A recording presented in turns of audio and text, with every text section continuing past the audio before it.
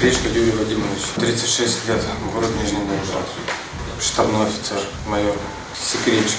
Секретчик знал, куда он едет? Кто? Секретчик. Нет.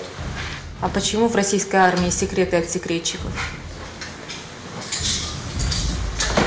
На этот вопрос я не могу ответить. Закончил училище, потом увольнялся, потом восстановился недавно, чтобы как бы заработать немного денег, потому что на семью не хватало. Сколько платили? 60. А в Украину как попал? Так же, как все. 5 утра поднялись, сказали марш-бросок. Проходили учения, союзная решимость. Что испытал, когда приехал? Страх. За то, что могут убить и к семье не вернусь. А самому убивать не страшно было? Я никого не убил. А если бы пришлось? Не успели. Меня расстреляли сразу же, как отстал от колонны. Что предпринимал, чтобы не идти на войну?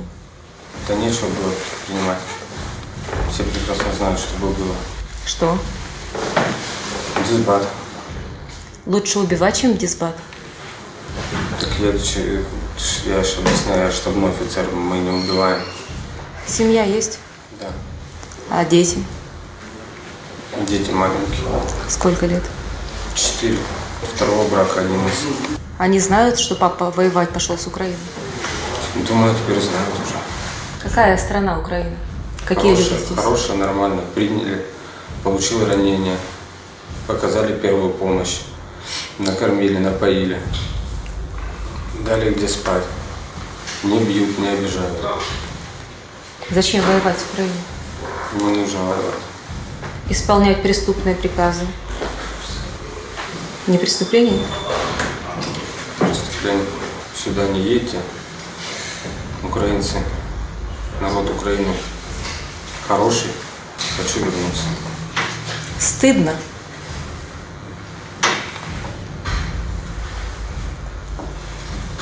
Да.